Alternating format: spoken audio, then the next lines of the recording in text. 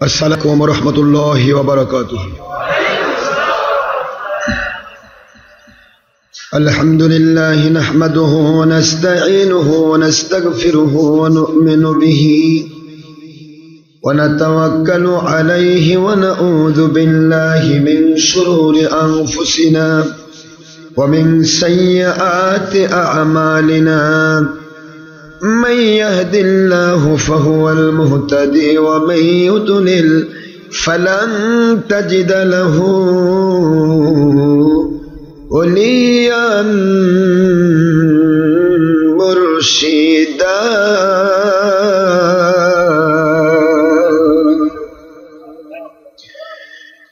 व नशहदु अल्ला इलाहा इल्लल्लाहु वहदहु ला शरीक लह व नशहदु अन्न सय्यदना व सनदना व हबीबना व मौलाना मुहम्मदन अब्दुहु व रसूलुहु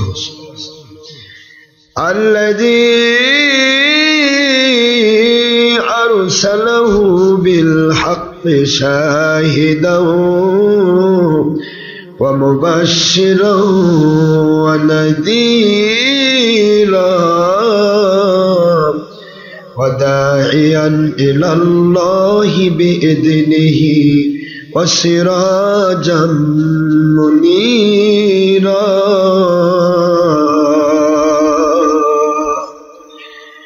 फ़क़द क़ाल अल्लाहु तआला फ़ी कलामिहिल मजीद व फ़ुरक़ानिहिल हमीद।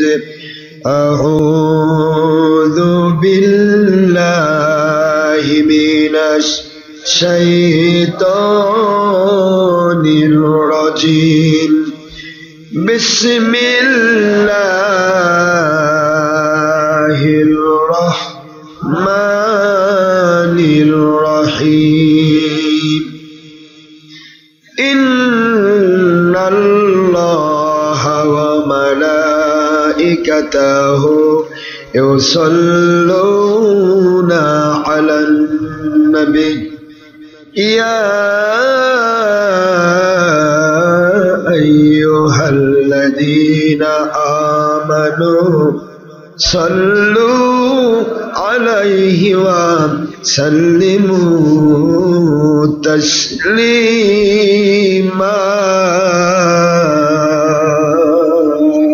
अल्लाहुम्मा सल्लि अला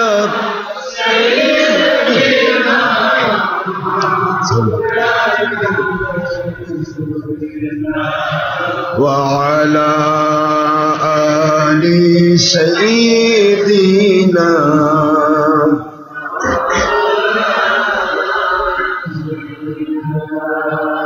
आखिरी नबी जियोनार उम्मत আমরা কুল কায়নাতে নেই যার তুলনা।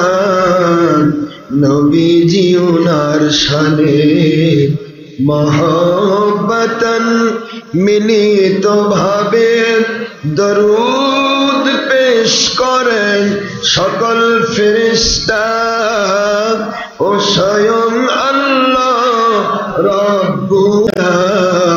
সূরা আহজাবের ৫৬তম আয়াত। কুরআন খুলে দেখো না। আল্লাহুম্মা সাল্লি আলা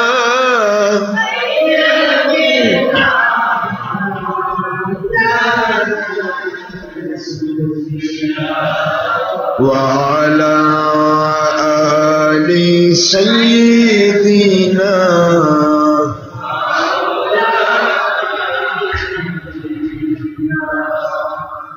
সহিহ নাসাঈর হাদিসে নবীজি বলেন, একবার দরুদ পড়লে ৭০ রহমত নাজিল হয়। 10টি গুনাহ মাফ হয়ে যায়, আল্লাহ নবীজি খুশি হন। আল্লাহুম্মা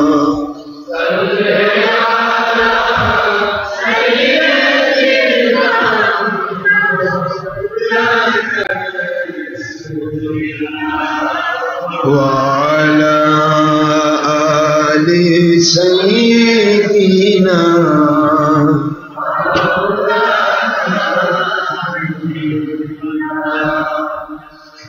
মুআজ্জাজ মোহতারাম, প্রিয় সম্মানিত উপস্থিতি, মুসলমান মুমিন মুত্তাকি, আমার সম্মানিত প্রিয় ভাইরা, বহু দূর দূরান্ত থেকে, বিভিন্ন ডিস্ট্রিক্ট থেকে, বিভিন্ন থানা থেকে, বগুড়ার বিভিন্ন মহল্লা থেকে অনেক কষ্ট করে মুজাহাদানা করে অনেকগুলি মসজিদ অতিক্রম করে আল্লাহর সন্তুষ্টিকে সামনে রেখে আল্লাহ পাক এবং নবীজির মহব্বতে যারা ছুটে এসেছেন অর্থ ব্যয় করে, সময় ব্যয় করে,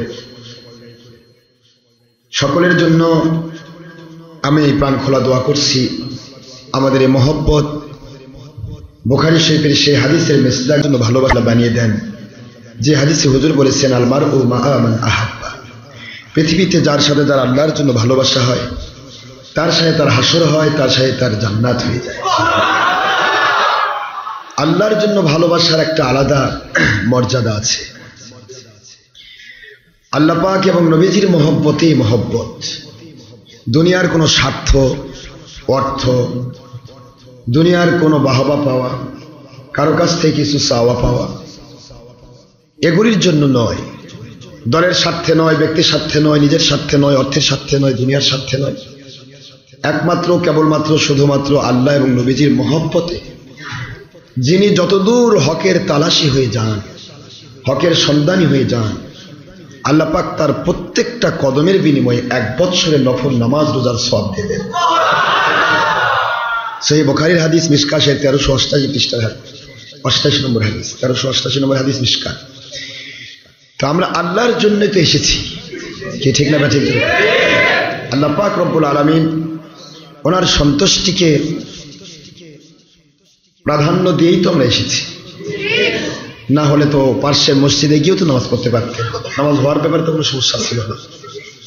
কিন্তু এই যে হকের অনুসন্ধিৎস ভূমিকা, এখানে আল্লাহ পাক ওয়াদা করেছেন যে যদি কেউ আমাকে পাওয়ার জন্য, আমার নবীজিকে পাওয়ার জন্য, এবং আমি ও নবীজির পক্ষে সত্যিকার আল্লাহওয়ালা যারা নিয়ামত প্রাপ্ত বান্দা, যারা আল্লাহর সন্তুষ্টির জন্য এমনভাবে কোরআন সুন্নাহর ব্যাখ্যা করেন যেই ব্যাখ্যাটা শুধুমাত্র রব্বুল আলামিনের সন্তুষ্টির জন্য হয়, আর আল্লাহ পাক সন্তুষ্ট হয়ে ওই ব্যাখ্যার জন্য নিয়ামত নাজিল করেন। এই নিয়ামত প্রাপ্ত বান্দা যারা, তাদের পথে যাওয়ার জন্য যারা আপ্রাণ কোশিশ করবে, চেষ্টা করবে, আল্লাহ পাক বলেন আমি আল্লাহ দায়িত্ব নিলাম তাকে সত্য সঠিক রাস্তা দেখিয়ে দেওয়ার জন্য। দায়িত্বটা কার? আমাদের দায়িত্ব কি? আমাদের দায়িত্ব কি? চেষ্টা করা, আপ্রাণ। কি করে আল্লাহ পাবো, কি করে নবীজিকে পাবো, কি করে আমি আল্লাহ এবং নবীজির সত্যিকারের রাস্তা পাবো, এই প্রচেষ্টাটা আমাদের পক্ষ থেকে। আস-সা'য়ু মিন্না ওয়াল ইতমামু মিনাল্লাহ। আল্লাহর হাবিব বলেন আমাদের পক্ষ থেকে, আমার উম্মতের পক্ষ থেকে শুধু প্রচেষ্টা তারা করবে, আর পরিপূর্ণতা দিবেন আল্লাহ পাক। সেই অনুসন্ধিৎস ভূমিকা নিয়ে যারা আল্লাহর সন্তুষ্টির জন্য এসেছেন, আমি তাদের জন্য প্রাণ খোলা দোয়া করছি। বিরোধী দল, সরকারি দল, আলিম ওলামা, ওলি আউলিয়া, জাকিরিন, শাকিরিন, মুহিব্বিন, প্রশাসনের সকল সেক্টর, এসবিডিবিএন, এইচআইডিজিএফ, আর্মি ইন্টেলিজেন্স, পুলিশ, গোয়েন্দা বোনেরা, তার ভাইরা, র্যাপিড অ্যাকশন ব্যাটালিয়ন, বিজিবি, সেনাবাহিনী, নৌবাহিনী, বিমান বাহিনী, সর্বস্তরের মুসলমান পুরুষ, মহিলা, জিন, ইনসান, যুবক, যুবতী, বৃদ্ধ, বিদ্যা, ছাত্র, ছাত্রী, কিশোর, কিশোর, হেরক্ষণ, রত্নাজি, তরুণ যুবকেরা, সোনামণি মা বোনেরা, যিনারা পর্দার অন্তরাল থেকে আমাদের আলোচনায় সম্পৃক্ত হয়েছে, ছবি ভিডিও মুক্তভাবে ইন্টারনেট, রেডিওর মাধ্যমে যারা বিভিন্ন জায়গাতে বসে আছেন, দেশ বিদেশে, সকলের জন্য আমি গুনাহগার প্রথমেই দোয়া করে নিচ্ছি আল্লাহ পাক যেন আমাদের এই মহব্বতকে দুনিয়াতে শান্তিপূর্ণ, গয়বী, মদতপূর্ণ, ঈমানী জীবন লাভের ওসিলা হিসেবে কবুল করে নেন। আখিরাতে জান্নাতুল ফেরদৌস লাভ করার ওসিলা আল্লাহ বানিয়ে দেন। শুকরিয়া করছি আল্লাহর, যিনি দয়া করে ইহসান করে আমাদেরকে জান্নাতের বাগানে কবুল করেছেন, আলহামদুলিল্লাহ। দরুদ ও সালাম পড়ছি দো জাহানের সৈয়দ সৈয়দুল মুরসালিন ইমামুল মুরসালিন খাতামুন নবীন আখির নবী, যেই নবীর পরে দুনিয়াতে আর কোন নবী রাসূল আসার সুযোগ নেই, যিনি আখিরি নবী খাতামুন নবীন, যিনি আল্লাহ পাক রব্বুল আলামিন ওনার পক্ষ থেকে নূর নবী, যিনি হায়াতুন নবী হিসেবে এখনো কবরে আমাদের জন্য দোয়া করছেন, সুবহানাল্লাহ। সেই নবীর উপর দরুদ সালাম পড়া প্রত্যেকটা মুসলমানের দায়িত্ব, কি ঠিক না ঠিক? সবাই পড়েন সাল্লাল্লাহু আলাইহি ওয়াসাল্লাম। আপনারা একটি কথা ভালো করে জানেন, ইসলামী শরীয়তের একটি কথা আছে, আদবে আউলিয়া বেয়াদবে। আমরা এমন কোন দলের সম্মুখীন হব না যে দলে গেলে বেয়াদব বানানো হয়। আমার নবীর শানে আদব হচ্ছে যখনই কেউ আল্লাহর নবীকে সালাম দেবে তখন দাঁড়ায় সালাম দেবে, মদিনাতুল মুনাওয়ারায় উপলক্ষ করে। নবী এখানে এসে উপস্থিত আছে এরকম নয়, বরং তার কাছে গোটা জগৎ উপস্থিত। আমার নবীকে এতিমের মতো এসে দাঁড়িয়ে থাকতে হয় না, তাকে এসে উপস্থিত থাকতে হয়। নবীজির উপস্থিতি নয়, বরং নবীজি পাক সাল্লাল্লাহু আলাইহি ওয়াসাল্লাম ওনাকে আল্লাহ পাক দেখাচ্ছেন দুনিয়ার মানুষ কে কিভাবে তার প্রতি দরুদ পড়ছে। আমরা দুনিয়ার যে কোনো আপনজনকে হারাই, তারা যখন কবরে যায়, হাদিস শরীফে এসেছে তাদেরকে যে সালাম দেওয়া হয়, সালামের জবাব তারা দেয়। এবং আল্লাহ পাক ইচ্ছা করে রুহানি জগৎ থেকে তাদেরকে তাদের আপনজনকে দেখাতে পারে। আপনি কবরস্থানে গেছেন, জিয়ারত করতে গেছেন, জিয়ারত শব্দের অর্থই হলো দেখা সাক্ষাৎ করা। আপনি দেখতে পান আর না পান, যার কবর জিয়ারত করতে গিয়েছেন আল্লাহ পাক তাকে দেখায়। এটা যদি কবরের সাধারণ মানুষের সিস্টেম হয়, তাহলে কবরবাসীর সর্দার সৈয়দুল মুরসালিন নবী রাসূল আলাইহিস সালামদের নবী রাসূল মুহাম্মদুর রাসূলুল্লাহ সাল্লাল্লাহু আলাইহি সাল্লাম, ওনাকে আল্লাহ দেখান কিনা? যারা বলেন দেখেন কিনা? ইন্না আরসালনাকা শাহিদাও ওয়া মুবাশশিরাও ওয়া নাযীরা।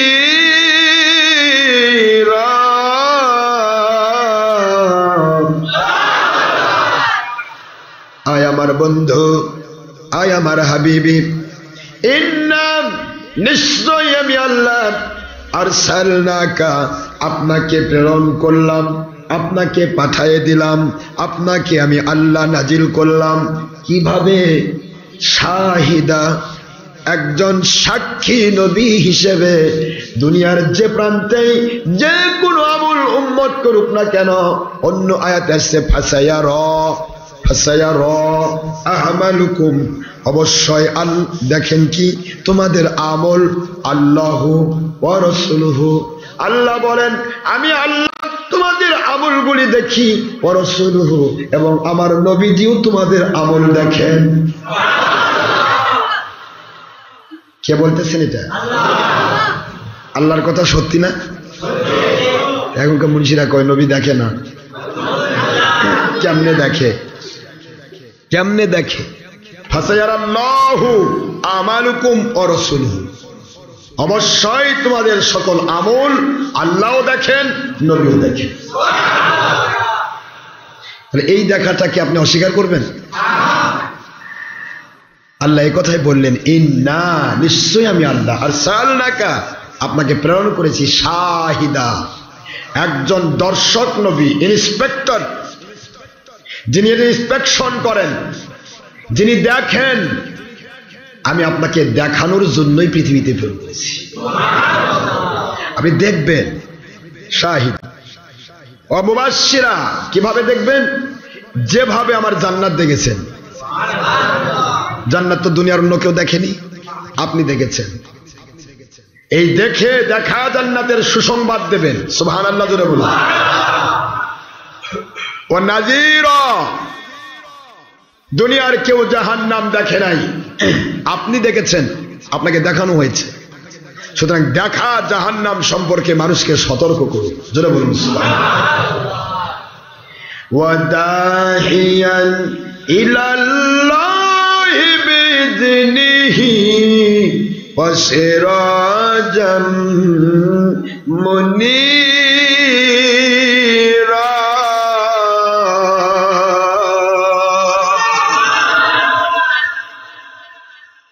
আর প্রদীপ্ত উজ্জ্বল অনির্বাণ শিখা, যা কোনোদিন নিভে না।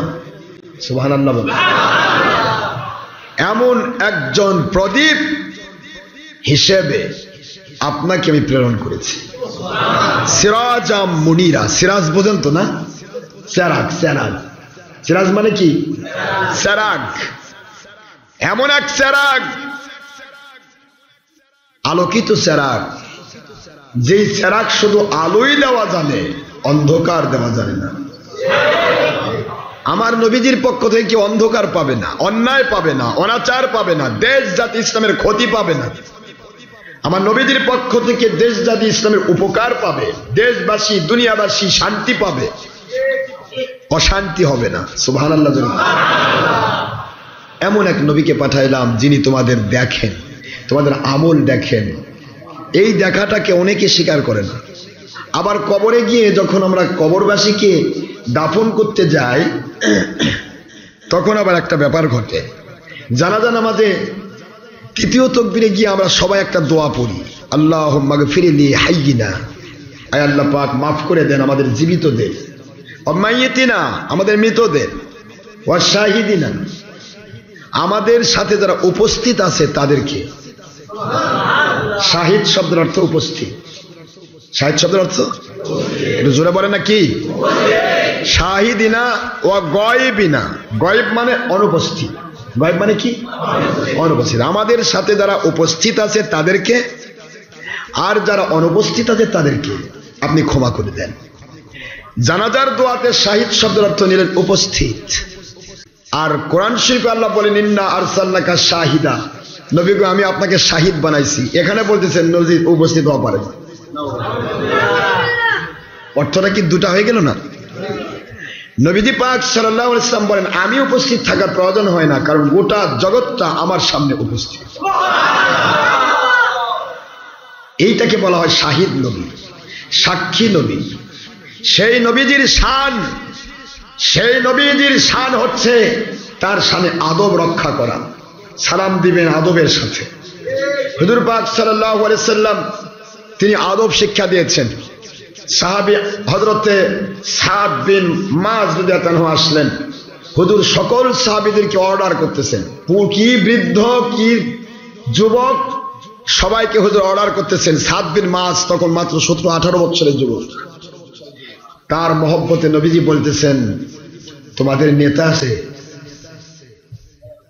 তোমাদের নেতা আসছে, কুমু ইলা সাইয়্যিদিকুম, তোমাদের নেতাকে সালাম দিয়ে নেতার সম্মানে দাঁড়িয়ে যাও। এটা হলো সাদ বিন মুআযের জন্য এই হাদিসটা খাস, নুজুল খাস। যে কোনো হাদিস, যে কোনো কোরআনের আয়াত নুজুলটা হয় খাস, কোনো ব্যক্তিকে কেন্দ্র করে, কোনো ইয়াকে কেন্দ্র করে, আর হুকুমটা হবে আম। কিয়ামত পর্যন্ত যিনি আপনার সত্যিকারের আল্লাহওয়ালা নেতা সরদার, তার সম্মানে দাঁড়াও। ইসলামী শরীয়ত, শরীয়তকে বিভিন্ন মুখী করা যাবে না, এটা নবীজির অর্ডার। আপনার স্কুল কলেজ ইউনিভার্সিটিতে যখন যান, যে কোনো পৃথিবীর যে কোনো একটা নাস্তিক দেশও যদি হয়, কাফের মুশরিকের দেশও যদি হয়, বাংলাদেশ তো আছে, যে কোনো ইউনিভার্সিটি কলেজ ইউনিভার্সিটি স্কুল কলেজে যান, সেখানে কিন্তু একটা নাস্তিক টিচার যদি ক্লাসে ঢোকে, তার সম্মানে সকল ছাত্রছাত্রীকে দাঁড়াতে হয়। এই সিস্টেমটা আপনাদের মধ্যে নাই? বাংলাদেশে এরকম আছে না? তবে খারিজি ওহাবিরা চেষ্টা করতেছে এই সিস্টেমটা বন্ধ করার জন্য। বেয়াদবের বাচ্চা বেয়াদব, কারণ এদের উদ্দেশ্য হলো মানুষকে বেয়াদব বানায় শয়তান বানানো।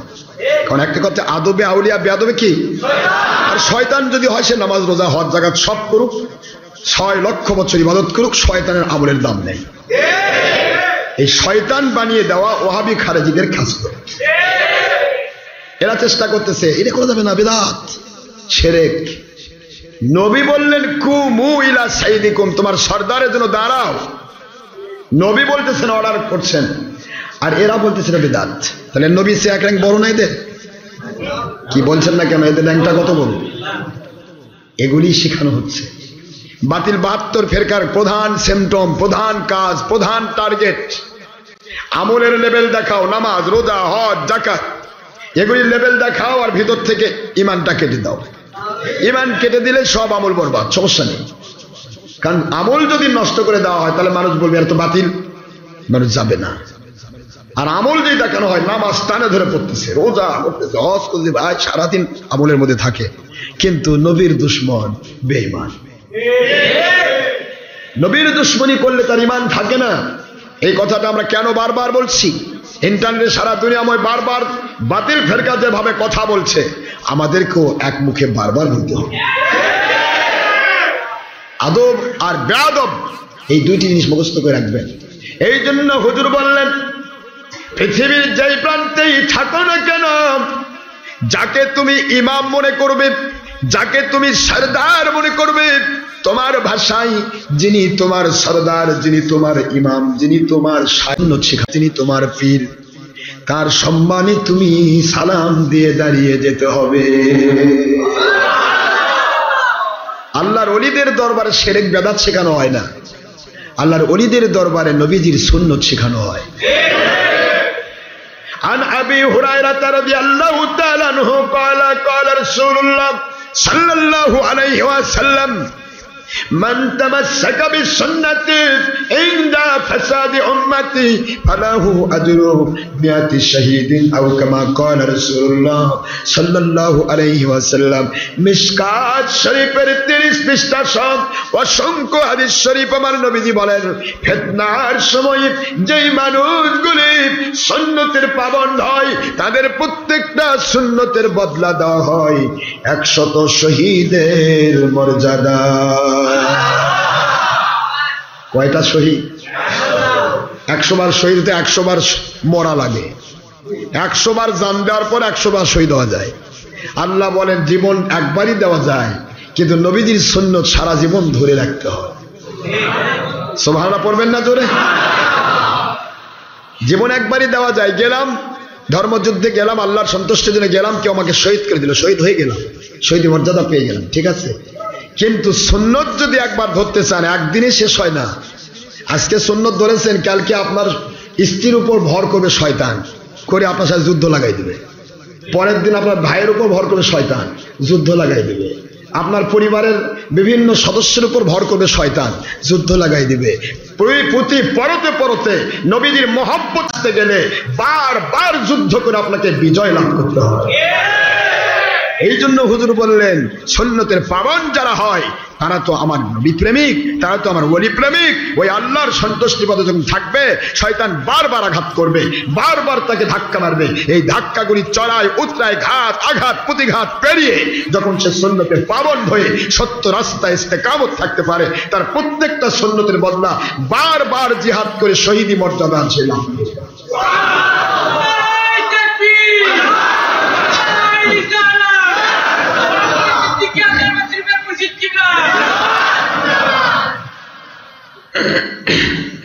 জানার আছে কি লেখছি তো জানতে চাই কি, এগুলার তো প্রশ্ন দেওয়ার আগে তো উত্তর হচ্ছে।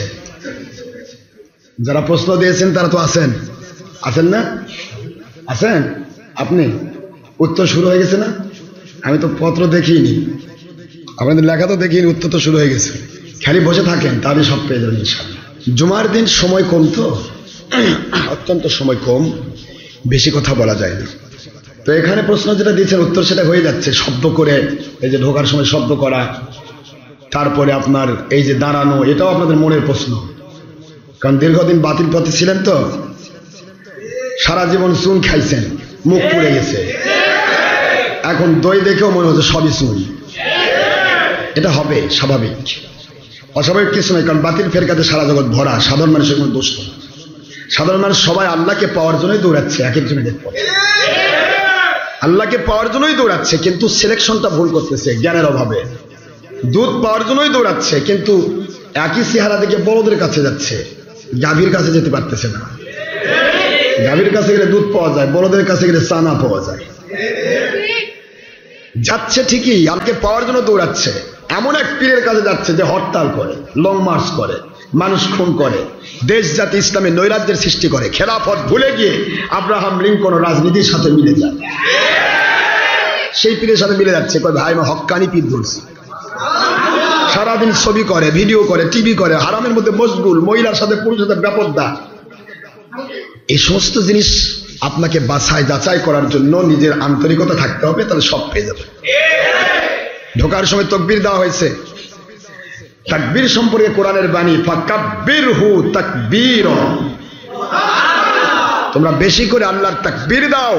নবীজি বলেছেন তাকবীর দেওয়ার সাথে সাথে শয়তান সে এলাকা থেকে পালিয়ে যায়। মসজিদে যখন মুসল্লিরা আসে, শয়তান এসে ভর করে ঘুমায় দেয়, তুই ওয়াজ শুনিস না, চুপ করে ঘুমা। এই মানুষ যেন না ঘুমায়, শয়তান যেন পালিয়ে যায়, এই জন্য তাকবীর দেওয়া হয়। এগুলি তো আমরা পুরাতন কথা, বারবার তো বলতে মন চায় না। শয়তান দুইটি জায়গায় সবচেয়ে বেশি ভয় পায় এবং পালায়। একটা হলো নবীজি আল্লাহ পাকের তাকবীর, আরেকটা হলো নবীজির উপরে দুরুদ আর সালাম। দুরুদ সালাম যখন শুরু হয়ে যায়, শয়তান বলে যে এক একবার দুরুদের বিনিময়ে 70 বার রহমত নাজিল হচ্ছে, এখানে থাকা যাবে না। রহমত যেখানে নাজিল হয় সেখানে শয়তান থাকতে পারে না। একটু জোরে বলেন সুবহানাল্লাহ। সোনার ভাইরা আমার, আল্লাহ রাব্বুল আলামিন বলেছেন ইন্নাল ইজ্জাতা লিল্লাহি ওয়া লিরাসূলিহি ওয়া লিল মুমিনিন।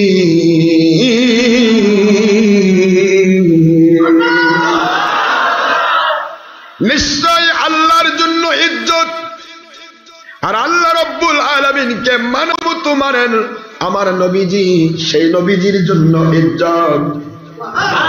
ওয়ালিল মুমিনিন, নবীকে মানার মতো মানেন যারা, যাদের জন্য আল্লাহ পাক ওয়াদা করেছেন ইয়া আইয়ুহান নাবিয়্যু হাসবুকাল্লাহু ওয়া মানিত্তাবা'আকা মিনাল মুমিনিন।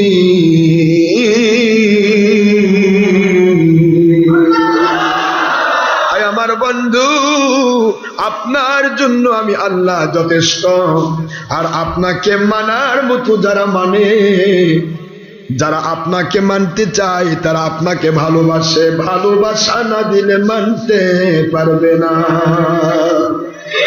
আপনাকে যারা ভালোবাসে, ভালোবাসা দিয়ে মানার মতো যারা আপনাকে মানে, ওই মানুষগুলি মুমিন, ওই মুমিনদের জন্য আমি আল্লাহ যথেষ্ট। এই জন্য আল্লাহ বললেন আমার জন্য ইজ্জত, আমার নবীর জন্য ইজ্জত। ওয়ালিল মুমিনিন, যারা মানার মতো আল্লাহকে মানে, মানার মতো নবীকে মানে, আল্লাহ এবং নবী প্রেমে নিজের জীবন দিতে প্রস্তুত থাকে, দলের স্বার্থে নয়, ব্যক্তির স্বার্থে নয়, দুনিয়ার স্বার্থে নয়, অর্থের স্বার্থে নয়, দুনিয়ার কিছু পাওয়ার আশায় নয়, কেবলমাত্র শুধুমাত্র একমাত্র আল্লাহর নিয়ামত পাওয়ার জন্য, আল্লাহর সন্তুষ্টির জন্য যারা কোরআন সুন্নাহর ব্যাখ্যা করে আমল করে, এমন মুমিনরা হয় আল্লাহর ওলি। ওই ওলিদের জন্য ইজ্জত। এই জন্য যেখানে নারায়ে তাকবীর হবে সেখানে নারায়ে রিসালাত হবে। কারণ আল্লাহ তিনটা কিসম করেছেন, আল্লাহু আতিউল্লাহ, আতিউর রাসূল ওয়া উলিল আমরি মিনকুম। এই তিনটাই আল্লাহর কোরআনের বাণী। আল্লাহর আনুগত্য, নবীজির আনুগত্য, হক্কানি উলিল আমর, ওলি আউলিয়ার আনুগত্য। সূরা নিসা 59 নম্বর আয়াত। সুতরাং উলিল আমরকে মানা যদি জায়েজ হয়, তাহলে উলিল আমরের জন্য দোয়া করাও জায়েজ। কথা কি বোঝা গেছে? তাহলে কি আপনাদের লেখার উত্তর পাওয়া গেছে যে কেন শব্দ করা হয়? শব্দ করা হয় শয়তান তাড়িয়ে দেওয়ার জন্য। যেখানেই তাওহীদের দাওয়াত থাকবে সেখানে রিসালাতের দাওয়াত দিতে হবে। কারণ শুধু তাওহীদ এটা সম্পূর্ণ পরিত্যাজ্য। কারণ পৃথিবীর সকল কাফের মুশরিক তাওহীদ স্বীকার করেছে, লা ইলাহা ইল্লাল্লাহ। এ পর্যন্ত ইহুদিরাও পড়ে। এটার নাম তাওহীদ। এটার নাম কি ভাই বলেন না জোরে? লা ইলাহা ইল্লাল্লাহ, এটার নাম কি? শুধুমাত্র মুহাম্মাদুর রাসূলুল্লাহ সাল্লাল্লাহু আলাইহি ওয়াসাল্লাম নামক রিসালাত স্বীকার করে না, এই জন্য ইহুদিরা কাফের। লা ইলাহা ইল্লাল্লাহ তাওহীদ, খ্রিস্টানরা পড়ে, কিন্তু ওখানে তারা পড়ে ঈসা রুহুল্লাহ। মুহাম্মাদুর রাসূলুল্লাহ সাল্লাল্লাহু আলাইহি ওয়াসাল্লাম নাজিল হওয়ার পরে আর কোন নবীর কলেমা চলবে না। কিন্তু এটা তারা স্বীকার না করে তারা লা ইলাহা ইল্লাল্লাহ মুসা কালিমুল্লাহ পড়ে ইহুদিরা। ওরা বলে আমাদের মুসাক বাদ দিয়ে আমরা আরেকটা মানবো কেন? এমনকি তারা ষড়যন্ত্রকারী ইহুদিরা বলে আমাদের ইহুদি ধর্মের বাইরে যদি কেউ কথা বলে সে যদি নবীও হয় তাকে আমরা খুন করবো। এই জালেম ইহুদিদের চর যারা বাতিল 72 ধর্মের লেভেলধারী, এদেরও চিন্তা চেতনা আমার দলের বিরুদ্ধে যদি কোরআন হাদিস গুলেও খাওয়ায় আমরা তার বিরুদ্ধে কাজ করব। এই ইহুদিদেরই চর এগুলা।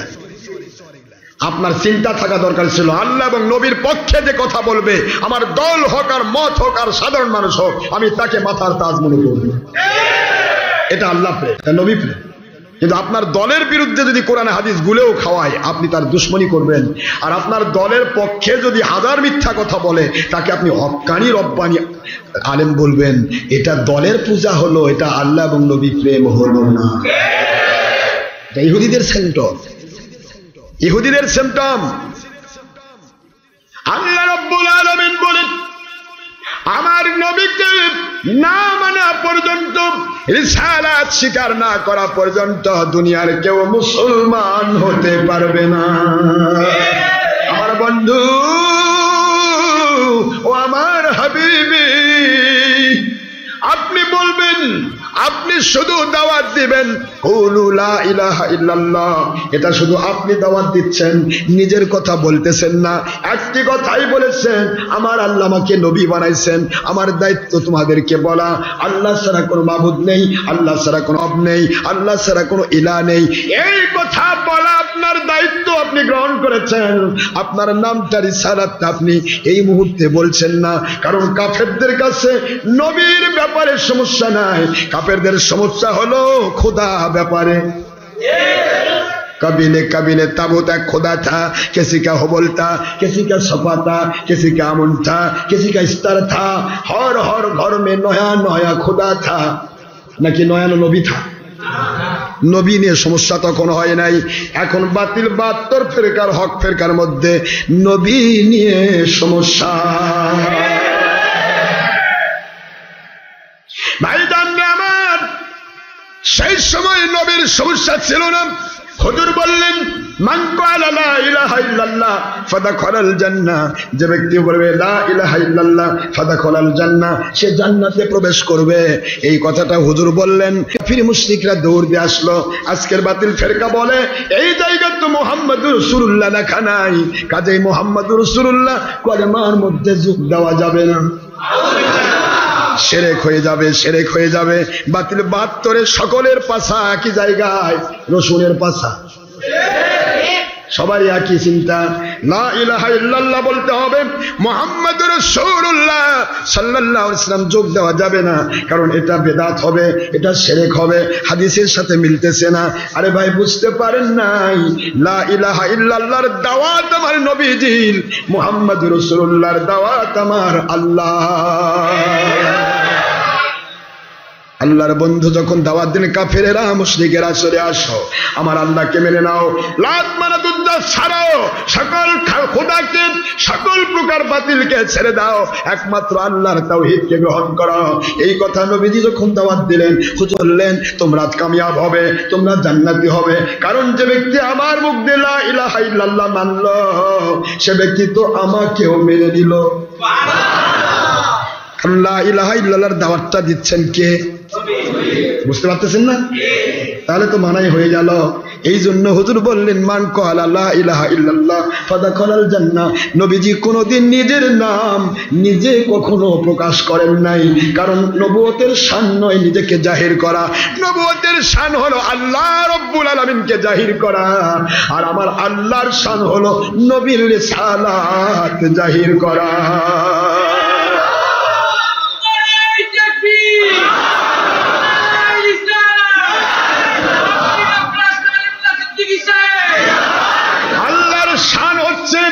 নবীজি পাক সাল্লাল্লাহু আলাইহি ওয়াসাল্লামের শান জাহির করা।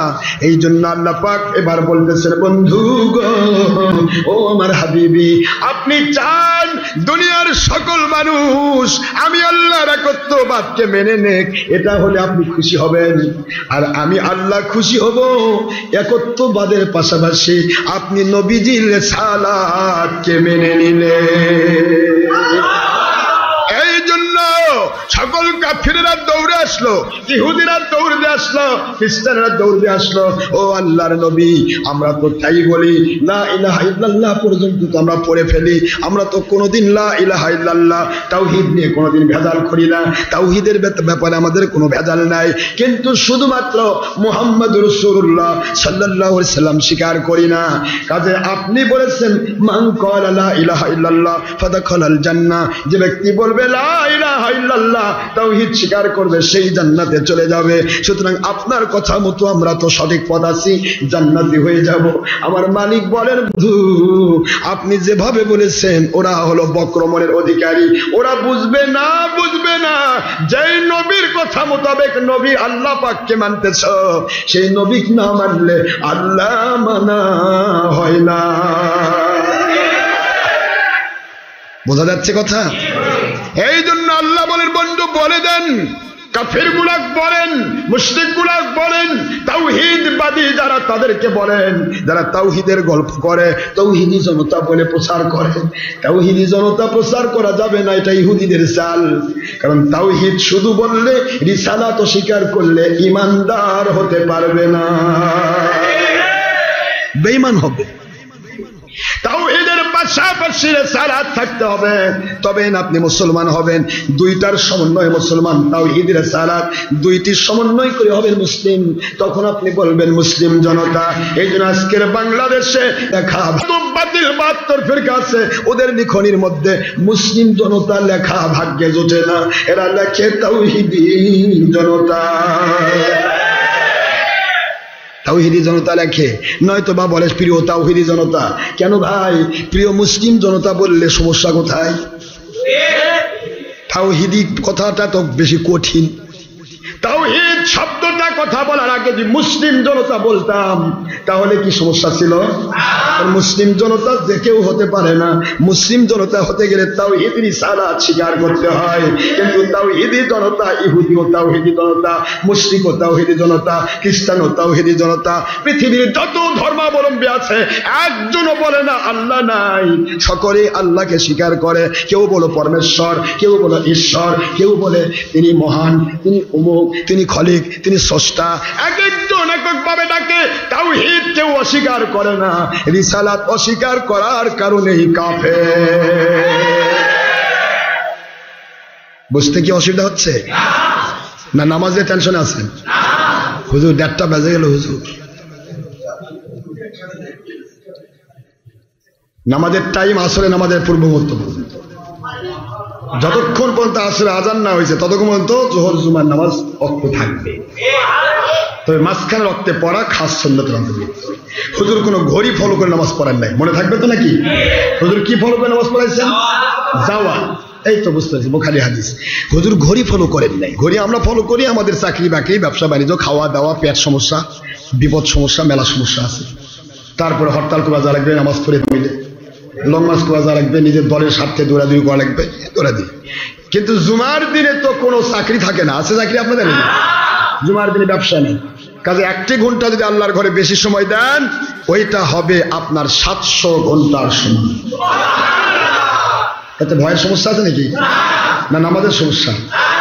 খৈরুল উমুরি আওসাতুহা, আমাদের ওয়াক্তের মধ্যে উত্তম ওয়াক্ত হচ্ছে মধ্যম ওয়াক্ত। আর মধ্যম ওয়াক্তটা থাকে ১:৩০ থেকে ৩:১৫ পর্যন্ত। মনে থাকবে এটা? জোহর আর জুমার মধ্যম ওয়াক্ত কোনটা? ৩:১৫ পর্যন্ত। ৩:১৫ থেকে আসরে আজান পর্যন্ত এটা আখির ওয়াক্ত। আখির ওয়াক্তে ইচ্ছা করে আমরা নামাজ পড়বো না, আখির ওয়াক্তে পড়তে হবে। আপনি এখান থেকে যাচ্ছেন, বাড়িতে গিয়ে দেখতেছেন ভাই নামাজ তো কি হলো, সন্ধ্যে ছাদ দিকে কি আজান হয়েছে না আজান হয়নি, আজান না হওয়া পর্যন্ত আপনি নামাজ পড়ে নেবেন, নামাজ আদায় হয়ে যাবে। কথা বোঝা গেছে? যার কারণে আমাদের ক্যালেন্ডার বের করেছি 10 ওয়াক্ত নামাজের ক্যালেন্ডার, নামাজের শুরু কখন, নামাজের শেষ কখন, একবার পুরা সময় দিয়ে আমরা ছেড়ে দিয়েছি, যাতে করে একটা মানুষ যে এটা মনে করে শয়তান ধোকা দিতে না পারে, ইস 2টা বেশি পারে, নামাজ আর আজকে হলো না, থাক কালকে পড়িয়ে দিতে হবে। তারপর কিসের কাল পড়বে, কালকে তো একই অবস্থা, এবার সে নামাজ থেকে দূরে সরে গেল। এটা যেন না হয়, বরং নামাজের টাইম শুরু হয় কখন, শেষ কখন হয়, এইটা আপনাকে খেয়াল করতে হবে। মাঝখানের সময়টা উত্তম সময়। যাই হোক, আমি আপনাদেরকে একটি কথা বলতে চাচ্ছি তাওহীদ আর রিসালাত ব্যাপারে।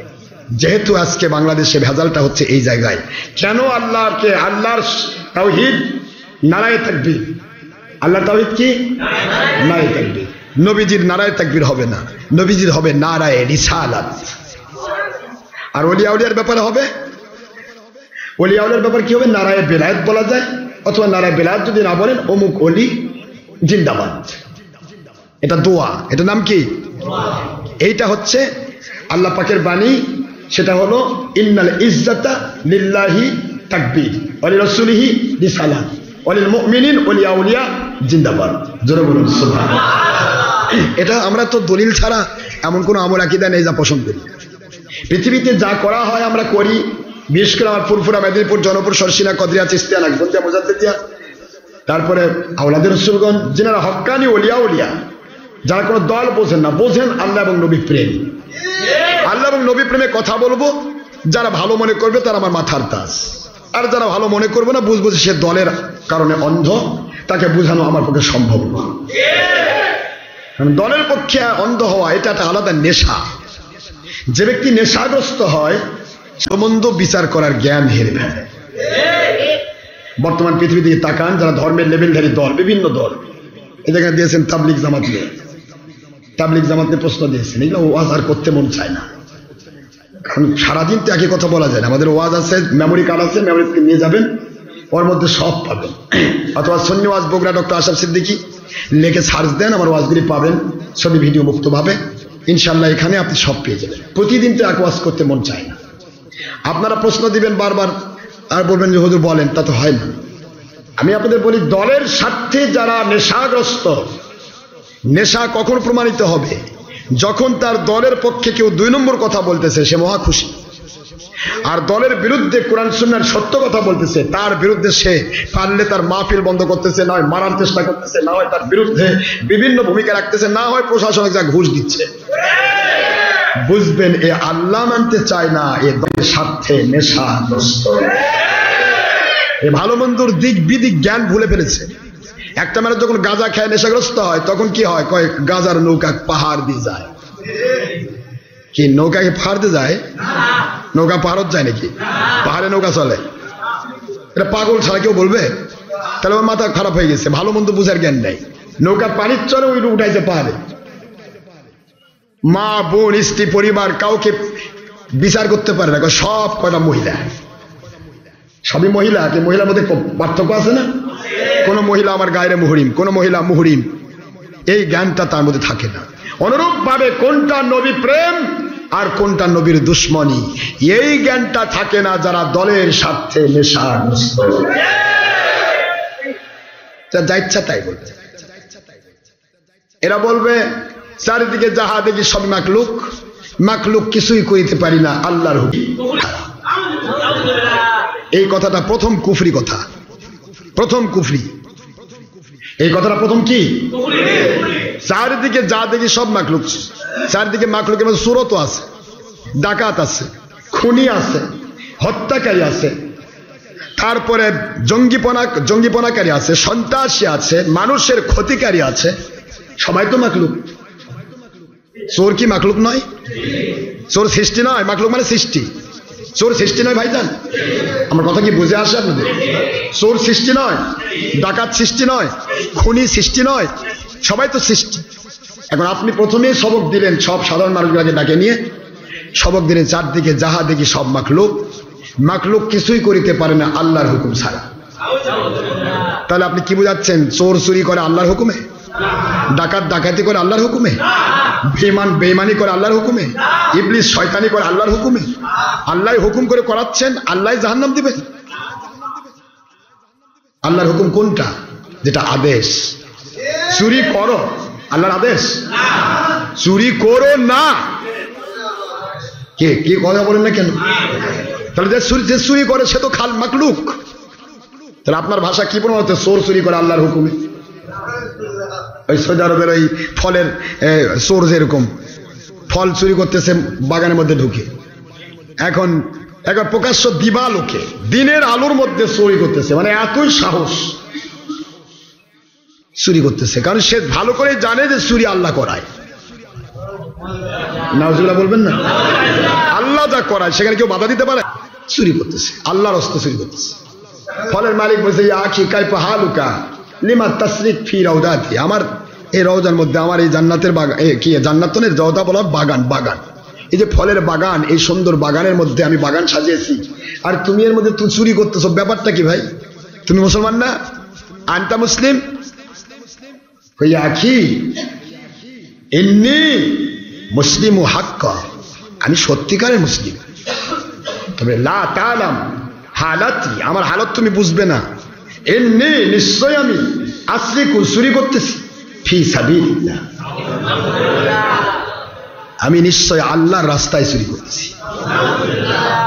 আল্লাহর রাস্তায় চুরি করা যাবে? এরাও তো আল্লাহর রাস্তায় কোরআনে মাহফিলে বাধা দিচ্ছে, ভালো কাজে আদেশ মন্দ কাজে নিষেধ, তা আমরা মারুফাত তানহা আনিল মুনকার, এটা হলো তাবলীগের দায়িত্ব, এরা কইছে। এখন কোরআনের মাহফিল বাধা দেওয়ার জন্য ঘুষ দিচ্ছে, এটা তো ভালো কাম। কি কথা বল না কেন? নাউজুবিল্লাহ পড়বেন না জোরে? কোরআন সুন্নাহর মাহফিল যেখানে হয় সেই হাদিস খুলে দেখবেন, ওই এলাকার চতুষ্প জন্তু জানোয়ার, শুয়োর কুকুর, সাধারণ যত রকমের জন্তু জানোয়ার আছে সকলে আমার আল্লাহর শুকরিয়া করা শুরু করে দেয়। আল্লাহ আপনার জমিনে আপনার কালামের আলোচনা হচ্ছে, আপনার জমিনে ভালো কথা হচ্ছে, এরাও খুশি হয়ে আল্লাহর শুকরিয়া করে। আর সেখানে সেইটা বন্ধ করার জন্য হাজার প্রক্রিয়া, কখনো উসির উপর, কখনো ডিসির উপর, কখনো এসপির উপর, কখনো এমপির উপর, কখনো মন্ত্রীর উপর, কখনো চেয়ারম্যানের উপর, যেভাবে হোক যত টাকা ঘুষ দেওয়া লাগুক মাহফিল বন্ধ করো, কারণ উনি আসলে আমাদের তিন চিল্লার সাথী মুসলমান হয়ে যাচ্ছে। উনি আসলে আমাদের তিন চিল্লার সাথে, ওনার সাথে বায়াত হয়ে যাচ্ছে, আমাদের বড় বড় সাথীরা বায়াত হয়ে যাচ্ছে। অনেক ধরনের সাধারণ মানুষ যারা ইসলাম বুঝতে না পেরে আল্লাহকে পাওয়ার জন্য পাগলের মতো ছুটে গেছে, তারা দেখতে পাচ্ছে এদের ইসলাম তো এটা সঠিক ইসলাম নয়, এদের ইসলামের মধ্যে আছে আমার আল্লাহ রব্বুল আলামিন ইসলামের বিরোধী কাজ। নবীজি পাক সাল্লাল্লাহু আলাইহি ওয়াসাল্লাম তিনি বলেছেন তোমার স্ত্রীর হক আদায় করা ফরজ, সন্তানের হক আদায় করা ফরজ, মা বাবার খেদমত করা ফরজ, হালাল রুজি কামাই করা ফরজ, তোমার স্ত্রীর হক আদায় করা ফরজ, হালাল রুজি কামাই করা ফরজ, তারপরে প্রতিবেশীর হক আদায় করা ফরজ, মা বাবার খেদমত করা ফরজ। সকল ফরজের দায়িত্ব কু আনফুসাকুম ওয়া আহলিকুম নারা, সূরাতুত তাহরিম 28 পারা 6 নম্বর আয়াতের ভিত্তি দিয়ে আল্লাহ ঘোষণা দিয়ে দিলেন নিজে জাহান্নামের আগুন থেকে তোমার অধীনস্থ পরিবারকে জাহান্নামের আগুন থেকে বাঁচাও। এই আদেশ হলো আল্লাহ এবং নবীজির। আর এরা নিজের বইয়ের হক মসজিদে গিয়ে তিন চিল্লার নামে ঢালতেছে আর নবী আলা কাম বলতেছে, এটা কখনো নবীর কাম হতে পারে না। মানুষ বুঝে ফেলেছে, যার কারণে সাধারণ মানুষগুলি গিয়েছিল তারা পাগলের মতো ছুটে আসতেছে হক পথে, আর এরা বলতেছে আমাদের 40 বছরের সাথী এখনই একদিনের ওয়াজে কেটে যাচ্ছে, কাজে যেভাবে হোক যত লক্ষ টাকা লাগুক ওর মাহফিল বন্ধ করো। এটা কি? এটা কি দাওয়াত ফি সাবিলিল্লাহ না? এটাও শয়তানি ফি সাবিলিল্লাহ।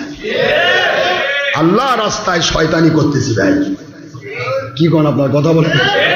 আল্লাহ রাস্তায় চুরি করতেছি ভাই, আল্লাহ রাস্তায় ডাকাতি করতেছি ভাই, আল্লাহ রাস্তায় সুদ খাচ্ছি ভাই, আল্লাহ রাস্তায় ঘুষ খাচ্ছি ভাই, যার কেন 22 টাকা দিয়ে আসে সুদি কারবারি করে।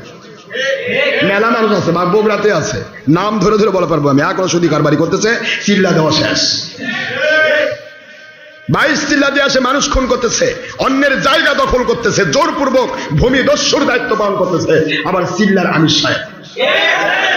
কারণ এরা ফি সাবিলিল্লাহ চুরি করে, ফি সাবিলিল্লাহ ডাকাতি করে, ফি সাবিলিল্লাহ মানুষ খুন করে, ফি সাবিলিল্লাহ কোরআনের মাহফিলে বাধা দিয়ে বেঈমান হয়।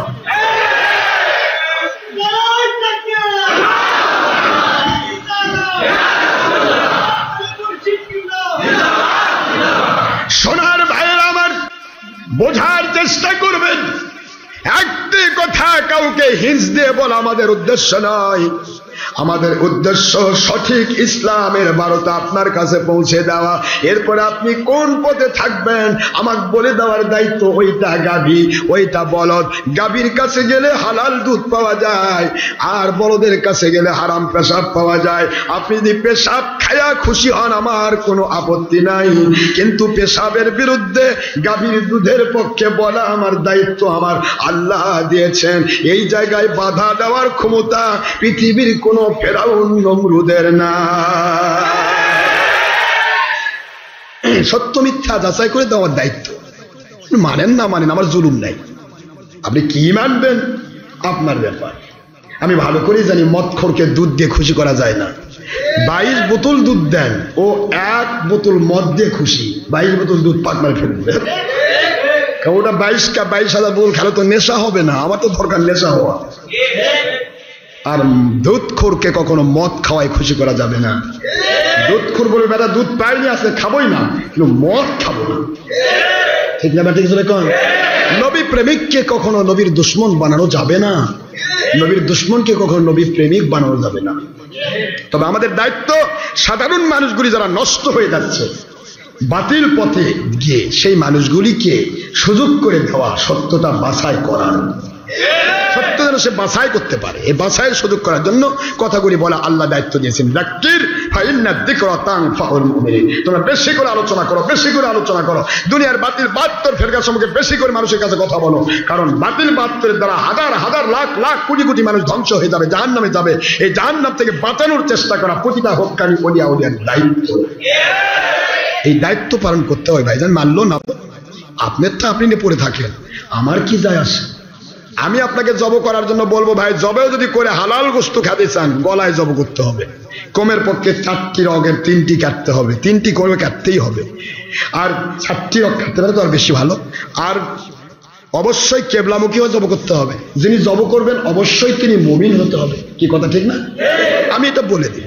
এখন আপনি বলছেন তুই কোম্পানি আলাদা, ফুরফুরার কোম্পানি, ডক্টর আশরাফ, তোর কথা আমি মানবো না। আমার বাড়ির মুরগি জব কোথায় করবো, তোর কথা মানবো কেন? গিয়ে এখন টিকনার উপর জব করতেছে, পাচার উপর জব করে জব হবে? মরেই যাবে। তো মরামরির গোস্ত খাইলেন খুশি হয়ে, যা মরামরির গোস্ত হালাল না হারাম? জব করার সিস্টেমে বলে দিলাম, মানেন না মানে আপনার ব্যাপার। আপনি মরা খাবেন না বাঁচা খাবেন তো আমার ব্যাপার না, কিন্তু আমাকে সঠিক কথা বলতে হবে। সারা জগৎ একত্রিত হয়ে আমাকে সত্য কথা বলা থেকে কেউ বাধা দিয়ে পারবে না, জীবন থাকবে। ইনশাআল্লাহ বলেন না জোরে? কারণ আমি ভালো করে জানি ফেরাউন নমরুদের চেয়ে বড় পাওয়ারফুল আর কেউ আসবে না। সেই ফেরাউন নমরুদকে আল্লাহ পাক সুবাই মারছে। 1.5 ব্যাটারি ত্রিপল প্রতিবন্ধী ল্যাংরা মশা দিয়ে জাহান্নামে পাঠাইছে। ওই আল্লাহ এখনো আছে, কিয়ামত পর্যন্ত থাকবে। কি কথা বলেন না? কেন? অনাদি অনন্তকাল সেই মালিক থাকবে। সুতরাং ওই মালিকের যদি আমি গোলাম হতে পারি, আমার বিরুদ্ধাচরণ যেই করবে, বুখারী শরীফের ওই হাদিসে আসবে, ওমান আদ আলী ওলিয়ান ফাকাদ আযানতুহু বিল হারব। আমার ওলিদেরকে তো কোনো যুদ্ধ করা লাগে না, আমার ওলিরা যুদ্ধ করে না। তবে আমার ওলিদের বিরুদ্ধাচরণ যারা করে, আমি আল্লাহ তাদের বিরুদ্ধে যুদ্ধ ঘোষণা করি। আল্লাহ যুদ্ধ যদি ঘোষণা করেন তাহলে আমার কেন এত চিন্তা? ঠিক না? আল্লাহর যুদ্ধ বড় কঠিন। মন খারাপ করতেছেন না ভাই? জানলে আমার লোকটি বলতেছে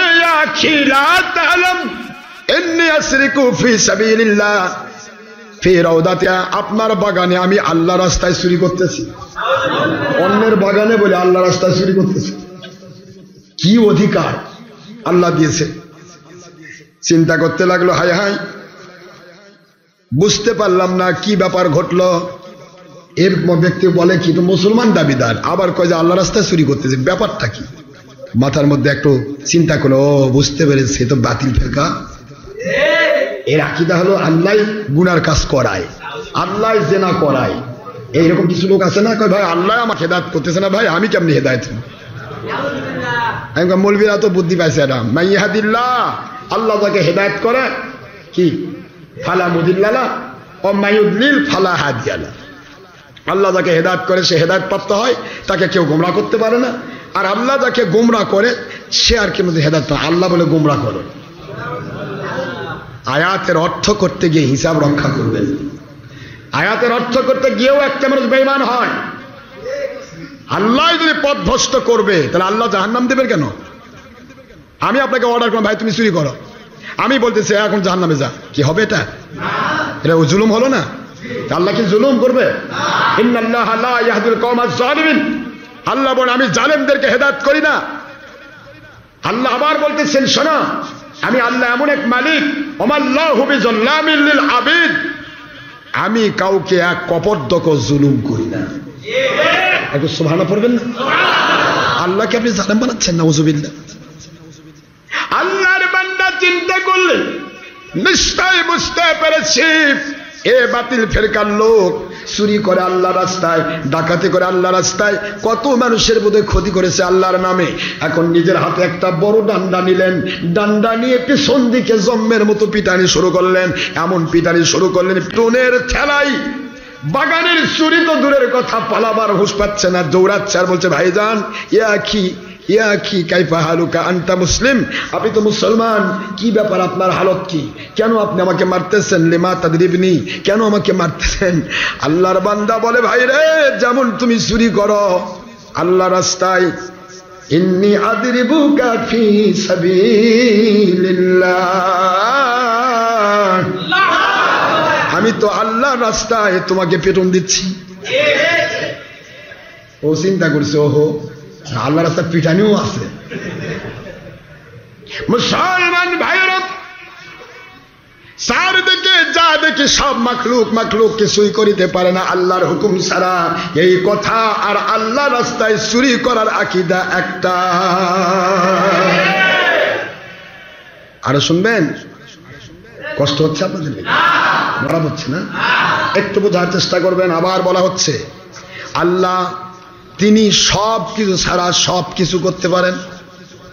আল্লাহ সব কিছু করতে পারলেও করেন না, জুলুম করেন না, চুরি করেন না।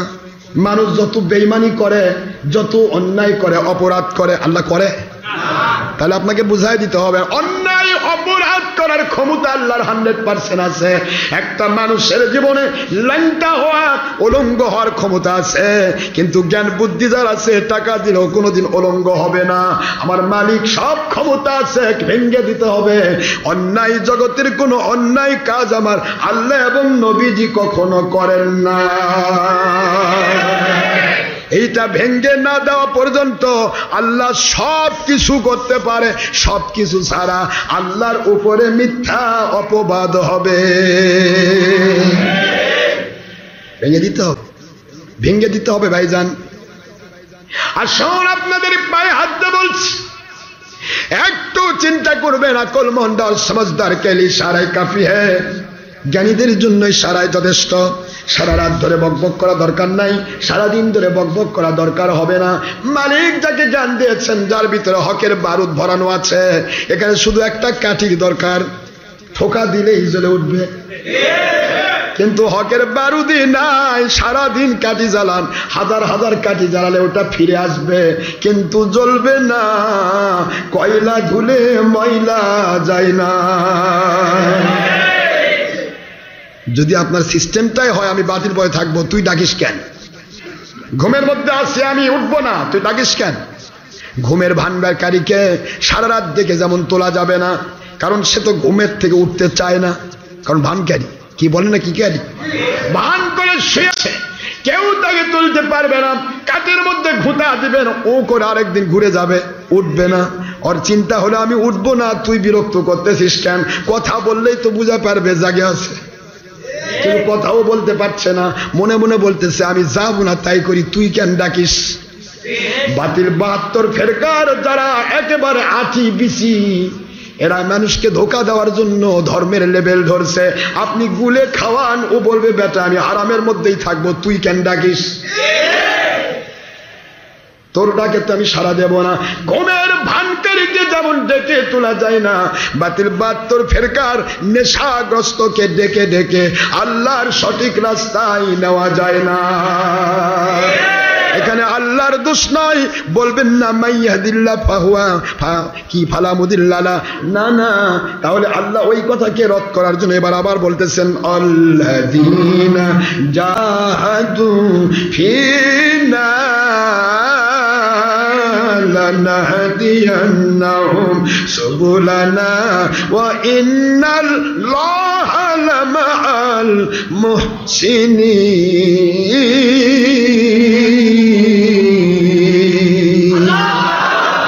সূরাতুল আনকাবুতের শেষের আয়াতে গিয়ে আল্লাহ বলেন, না রে না, হেদায়েত তো আমি ওইভাবে দেই যে ব্যক্তি আমার কাছে হেদায়েত চাই। কাউকে আমি জুলুম করে হেদায়েত দেই না। জোরে বলেন সুবহানাল্লাহ। এইটাই বোঝাতে চেয়েছেন আল্লাহ, যে ব্যক্তি হেদায়েত চায় তাকে হেদায়েত দেওয়া হয়, যে হেদায়েত চায় না তাকে জুলুম করে হেদায়েত দেওয়া হয় না। হেদায়েত যদি জুলুম করে দিতেন, মিস্টার ফেরাউন নমরুদ, মিস্টার আবু জাহেল আবু লাহাব, এরা তো আমার নবীদের সোবত পেয়েছে। ইচ্ছা করলে আল্লাহ পাক হেদায়েত দিতে পারতেন, এই তুই হেদায়েত হবি না কেন, জোর করে হেদায়েত করতে পারতেন। আর কিয়ামতের দিন ওরা বলতো, আল্লাহ হেদায়েত তো হতে চাইনি, আপনি জোর করে করছেন।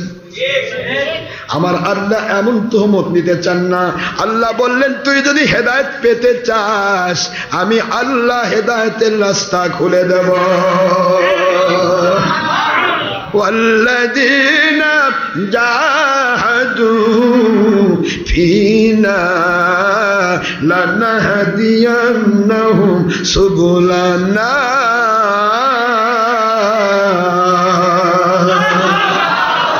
আল্লাহ বলেন, যারাই আপ্রাণ চেষ্টা করবে, জান দিয়ে, প্রাণ দিয়ে, অর্থ দিয়ে, সময় দিয়ে, শ্রম দিয়ে, যারা আপ্রাণ প্রচেষ্টা করবে এই হক কথা মানার জন্য, হক পথে চলার জন্য, আল্লাহ পাওয়ার জন্য, নবী পাওয়ার জন্য, নিয়ামত প্রাপ্ত বান্দা যাদের উপর আল্লাহ খুশি হয়ে মানতে বলেছেন, নিয়ামত প্রাপ্ত বান্দা পাওয়ার জন্য এখানেই বলা হলো জাহাদু ফিনা, আমার রাস্তা, আমার নবীর রাস্তা, আমার নিয়ামত প্রাপ্ত উলিল আমর আল্লাহর ওলির রাস্তায় ওঠার জন্য যারা আপ্রাণ চেষ্টা করবে।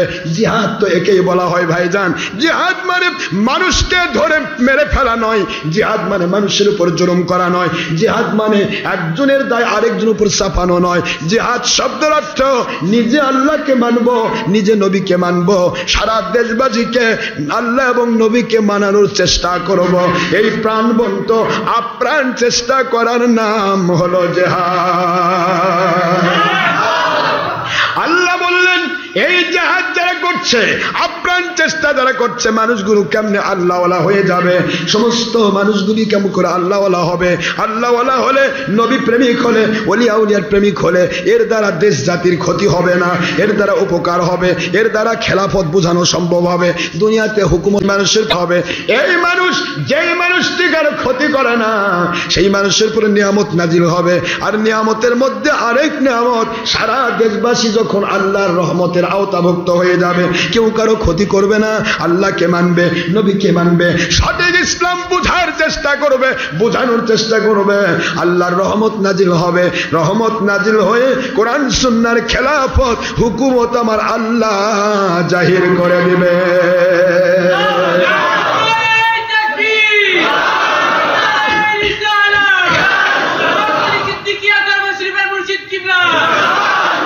এর জন্য আমাদের প্রচেষ্টার দরকার আছে না নাই ভাই? জানলে আমার, আপনি আপ্রাণ চেষ্টা করবেন, আমি আপ্রাণ চেষ্টা করব, আমার মা বোনেরা তারাও তাদের আঙ্গিকে তাদের ভিতরে চেষ্টা করবেন। এই চেষ্টা যখন সফল হয়ে যাবে, আল্লাহ বলেন লানাহদিয়ান্নাহুম সুবুলানা, আমি দায়িত্ব নিলাম, অবশ্যই অবশ্যই সাবিলুন এক বচন, সুবুল হলো বহু বচন। আলেম ভাইরা আছেন, সাবিলুন কয় বচন? আল্লাহ যদি বলতেন লা আহদিয়ান্নাহুম সাবিলুনা, তাহলে বলতো আমি অবশ্যই আমার রাস্তায় তাকে কি করব? হেদায়েত করব। কিন্তু আল্লাহ বললেন না লা নাহদিয়ান্নাহুম সুবুলানা লা নাহদিয়ান্না, এখানেও আল্লাহ পাক ওয়াহিদ না নিয়ে জুমা মুতাকাল্লিম নিয়েছেন। আবার বললেন সুবুলানা, সাবিল এক বচন সিঙ্গুলার, সুবুলানা বহু বচন ব্যবহার করেছেন। আল্লাহ বোঝাচ্ছেন এই বহু বচনের পরপর কি বোঝাতে চাইলাম, আতিউল্লাহ আমি আল্লাহকে পাওয়ার জন্য চেষ্টা, আতিউর রাসূল আমার নবীকে মানার জন্য চেষ্টা, ওয়া উলিল আমরি মিনকুম নিয়ামত প্রাপ্তকারী যারা এমন কোরআন সুন্নাহর ব্যাখ্যা করে যেই ব্যাখ্যায় আল্লাহ খুশি হয়ে নিয়ামত নাজিল করেন, এই নিয়ামত প্রাপ্ত বান্দা উলিল আমরের রাস্তায় ওঠার জন্য যারা আপ্রাণ চেষ্টা করবে, আমি আল্লাহ আমার রাস্তায়, আমার নবীজির রাস্তায়, আমার উলিল আমরদের সঠিক রাস্তা দেখে দেওয়া। কোন উলিল আমরের কাছে গেলে, কোন আল্লাহর ওলির কাছে গেলে, কোন দলের কাছে গেলে তুমি নিয়ামত প্রাপ্ত হবে, আল্লাহ পেয়ে যাবে, নবী পেয়ে যাবে, হক্কানি উলিল আমরকে মানতে পারবে, এমন রাস্তাগুলি দেখে দেওয়ার দায়িত্ব আমি আল্লাহর হয়ে যাবে। এটাই হলো আমার আল্লাহর কুদরতি কথা। চেষ্টার দায়িত্ব দেওয়া হয়েছে তো, কেউ যে চেষ্টা করে সে হেদায়েত পাবে। এই জন্য বলা হলো লাইসা লিল ইনসানি ইল্লা মা সাআ, বান্দা যা চেষ্টা করে সেটাই তাকে দেওয়া হয়। যেটা বলুন সুবহানাল্লাহ। এখন আপনি আমি বলি আল্লাহ হেদায়েত করলে আমি হেতো, ভাই আল্লাহ হেদায়েত করতেছে না, আমি আর হেদায়েত হবো কেমনে? আল্লাহ কি জোর করে আপনাকে হেদায়েতের বাইরে দিছে? আল্লাহ তো পথ দেখাইছেন। আল্লাহ হেদায়েত করবেন, আপনি চেষ্টা করবেন। আপনি হেদায়েত করবেন না আল্লাহ যদি আপনি হেদায়েতের পথের বিরুদ্ধাচরণ করেন, দূরে থাকেন, বুঝতে পেরেও না বুঝার ভান করেন, তাহলে কি আল্লাহ হেদায়েত করবেন? আবু জাহেল বুঝতে পেরে বিরোধিতা করেছে, কিন্তু ইকরামা বুঝতে না পেরে বিরোধিতা করেছে, যার কারণে আমার আল্লাহ পাক তাকে কবুল করে নিয়েছেন। ওমর বুঝতে না পেরে বিরোধিতা করেছে, যার কারণে নবীজির মুজাহিদ বানিয়ে দিয়েছেন। কথা কি বোঝা যাচ্ছে? কিন্তু আবু জাহেল, আবু লাহাব এরা নবীকে বুঝেও বোঝেনি, কি ঠিক না ভাই বলেন? বুঝেও যে বোঝে না, আল্লাহ তাকে বুঝাতে চান না। বুঝতে ইচ্ছে আমারটা বাতিল পথ, তারপরও সে বিবেককে আঘাত করে বলতেছে আমি বাতিল পথেই থাকতে চাই। তখন কি আল্লাহ পাক তাকে আর নতুন করে কি হেদায়েত করবেন? এটা আল্লাহ করবেন না, কারণ আল্লাহ জুলুম করবেন না। কাউকে জোর করে হেদায়েত করেন নাই, আবার কাউকে আল্লাহ পাক জোর করে হেদায়েত থেকে দূরে সরে দেন নাই। এই কথাগুলি বলতে গেলে অনেক সময় লাগে। এক ভাই আমাদের ওয়াজ করেছে, আমরা ইন্টারনেটে এক ওয়াজ করেছে, ওয়াজের মধ্যে বলতেছে যদি কেউ বান্দার হক নষ্ট করে আর ওইটা যদি আল্লাহ ক্ষমা করে দেয় তাহলে আল্লাহ জালেম হয়ে যাবে আর ইসলাম ধর্ম মিথ্যা হয়ে যাবে। নাউজুবিল্লাহ বলে তোরে, বান্দার হক কেউ নষ্ট করেছে ভুল করে যদি করে, সে যদি ফিরে আসতে চায় আসার রাস্তা নাই না? কি কথা বলছেন না, কেন রাস্তা আছে? তাহলে এই কথা বলা যাবে যে আল্লাহ যদি ক্ষমা করে দেয় তাহলে জালেম হবে? আল্লাহ কি কারো কাছে বাধ্য? আল্লাহ তো বলেছেন লা ইউসআলু আম্মা ইয়াফআলু ওয়া হুম ইউসআলুন, আমি আল্লাহ যা করব তা নিয়ে প্রশ্ন করার হিম্মত কারো হবে না, বরং তারা যা করেছে সে ব্যাপারে আমি আল্লাহ প্রশ্ন করব। এখন আপনি কি করে প্রশ্ন করবেন? আপনি কতটুকু হক একটু নিজেকে বুঝান। আল্লাহ বলে জালেম হবে, ইসলাম মিথ্যা হবে যদি আল্লাহ বান্দার হক নষ্টকারী ক্ষমা করে দেয়। নাউজুবিল্লাহ। আপনি কত ইতিহাস নেবেন, কত ঘটনা নেবেন, বুখারীর হাদিসে কতগুলি দলিল নেবেন। অসংখ্য মানুষকে আল্লাহ পাক মানুষের হক নষ্টকারীকেও আল্লাহ পাক জান্নাত দিয়েছে, দলিল নাই? যে মহিলাটা মানুষের চরিত্র নষ্ট করে দিত, যে মহিলাটা একটা কুকুরকে পানি খাওয়ানোর জন্য আল্লাহ মাফ করেনি? এই কুকুরকে পানি খাওয়ালে জান্নাত পাওয়া যায়, মাফ পাওয়া যায়, তো মহিলা জানতোই না, ও জ্ঞানী তার নাই, সে কুকুরকে ভালোবাসে একটু পানি পায়, সেটা তো জানেন আপনার বুখারীর হাদিস। এখন ইসলামী শরীয়তে অসংখ্য অগণিত ঘটনা আছে যেগুলি আল্লাহ পাক ব্যতিক্রম করেছেন। সুতরাং কখনোই আল্লাহকে দায়ী করা যাবে না। আল্লাহ আবার ওই একই জায়গায় বলতেছে যে সুদ, ঘুষ, জেনা, ব্যভিচার, চুরি, ডাকাতি, খুন, খারাপি এগুলা যারা করেছেন এগুলা সব বান্দার হক না, এগুলো সব আল্লাহর হক। কাজে আল্লাহর হক এগুলি, যার কারণে আপনি যদি এখনই ফিরে আসেন আল্লাহ মাফ করে দিবে এবং আপনাকে জান্নাত দিয়ে দিবে। বাস ভালো, আলহামদুলিল্লাহ, কথাটা ভালো। কিন্তু বান্দা এই সুদ, ঘুষ, জেনা, ব্যভিচার, চুরি, ডাকাতি, খুন, খারাপি এগুলা কি বান্দার হক না আল্লাহর হক? মানুষ আল্লাহর বাড়ি চুরি করে, তো চুরি করা কি বান্দার হক না? এর কথা কোথায় বান্দার হক নয়? ডাকাতি করা বান্দার হক নয়? ঘুষ খাওয়া বান্দার হক নয়? সুদ খাওয়া বান্দার হক নয়? নাকি আল্লাহর কাছে সুদ খায়? বান্দার হক কোনটা আর আল্লাহর হক কোনটা এই জ্ঞান যার নাই সে বলতেছে যে হক কথা বলতেছি, সারা দুনিয়া উলট পালট হতে পারে, আমার কথা রদ হবে না। ওরে বাবা, এগুলা অহংকার বলা যাবে? আল্লাহর কুদরত আপনাকে সাহায্য করেছে, আপনি কথা বলছেন, আল্লাহ যদি দয়া না করেন আপনি বলতে পারবেন না। সুতরাং সেখানে মুখে লাগাম দিয়ে কথা বলতে হবে। আপনি বলতেছেন সুদ গুদ জেনা সুই ডাকাতি খুন খারাপি এগুলা বান্দার হক, না আল্লাহর হক? আল্লাহ করে, আরে সবই এগুলা বান্দার হক। আল্লাহর হক কোনটা? নামাজ, রোজা, হজ, যাকাত, ভালো কাজ, মন্দ ছেড়ে দেওয়া, এগুলা আল্লাহর হক। কি কথা কি বুঝতে পারতেছেন? তো সুতরাং আল্লাহর হক এটা, বান্দার হক এটা। আর ওই জায়গাতে গিয়ে বলতেছে একজনের 5 টাকার আলু যদি কম বেশি করেছেন, এই আলু কম বেশি করে যদি মানুষকে ধোকা দিয়েছেন তাহলে এটা বান্দার হক। একটা রিক্সাওয়ালাকে সদ দিয়েছেন, এটা বান্দার হক। মানে কথার কথা। কাজে এইটা যে করেছে এটা যদি আল্লাহ দেখতো ক্ষমা করে, কেমনে আল্লাহ ক্ষমা করে দেয়? মানে এবার জিদ করে করছে, জানতো আল্লাহ ক্ষমা কেমনে দেয়, ক্ষমা করে। যদি এটা ক্ষমা করে দেয় তাহলে আল্লাহ জালেম হয়ে যাবে।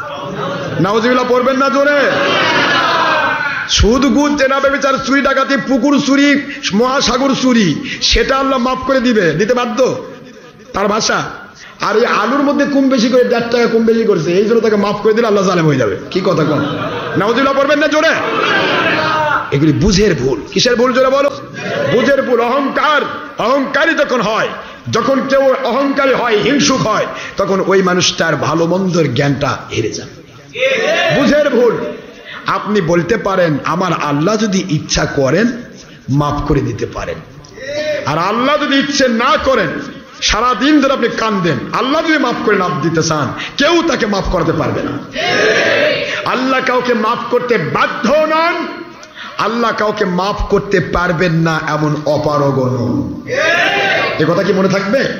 সুবহান, তিনি সুবহান আল্লাহ, তিনি মহান পুত পবিত্র, সকল অপারগতা থেকে তিনি পবিত্র, সকল অক্ষমতা থেকে পবিত্র।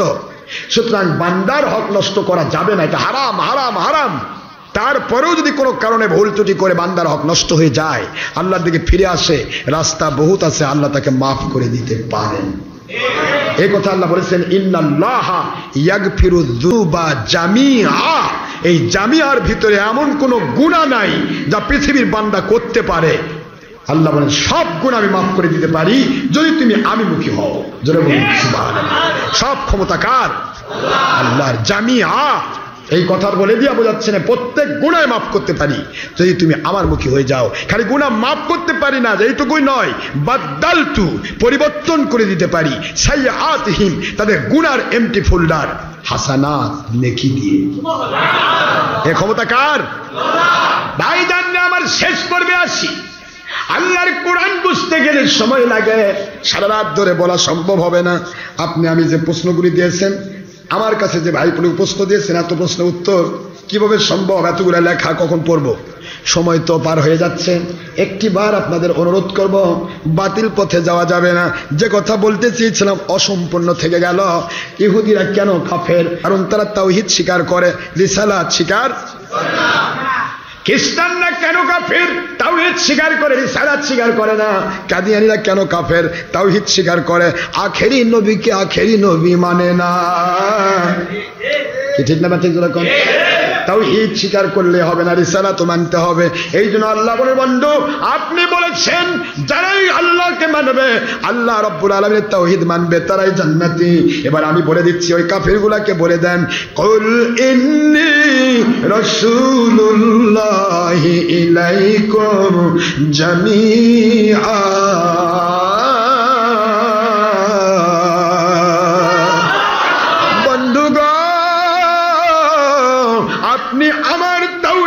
প্রচার করবেন আর আমি আল্লাহ কোরআন শরীফে আপনার রিসালাতের প্রচার করে দিলাম।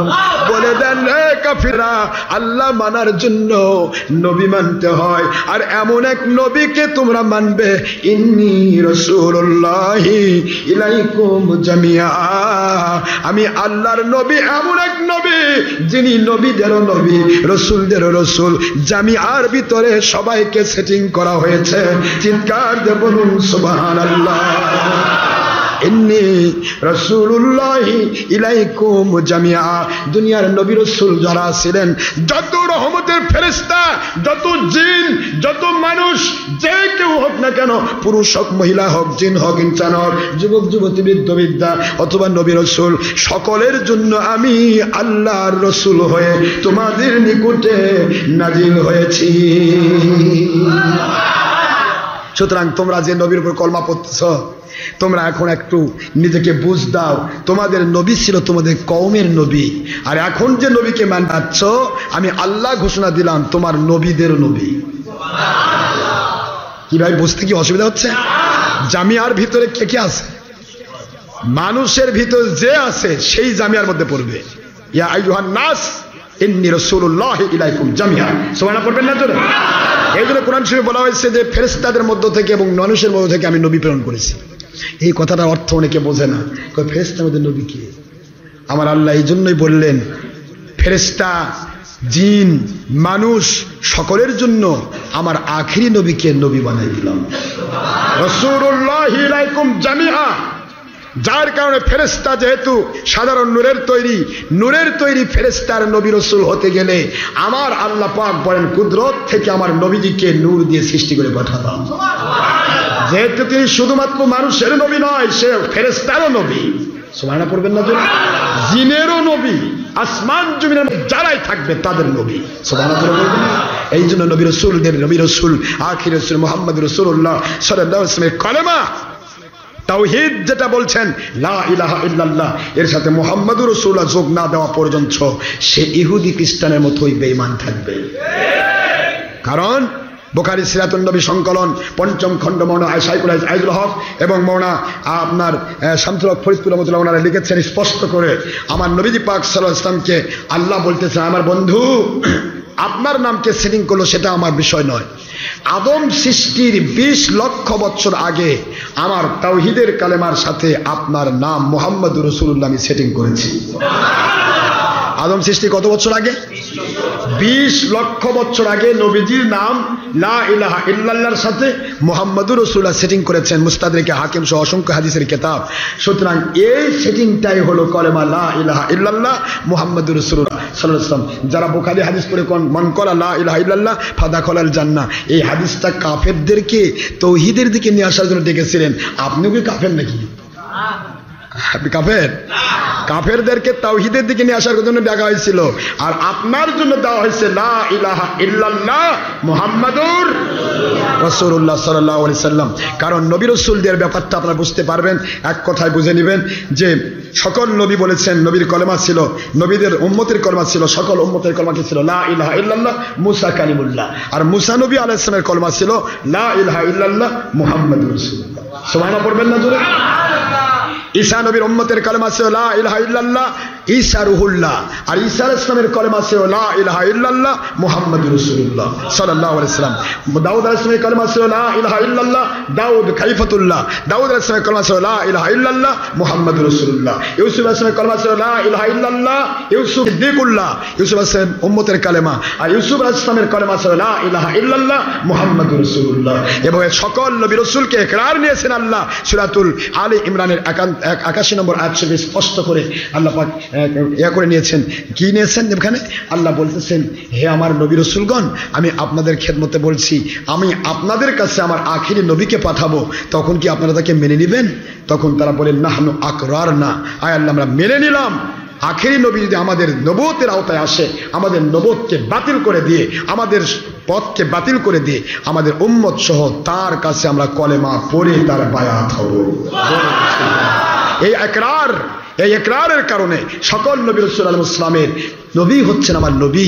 আর এখনো যদি কোনো ইহুদি আমার নবীকে বাদ দিয়ে মুসাকে মেনে নেয়, হবে সে মুসলমান? আল্লাহর হাবিব এই কথা বলেছে, সেই মুসলিমের হাদিস,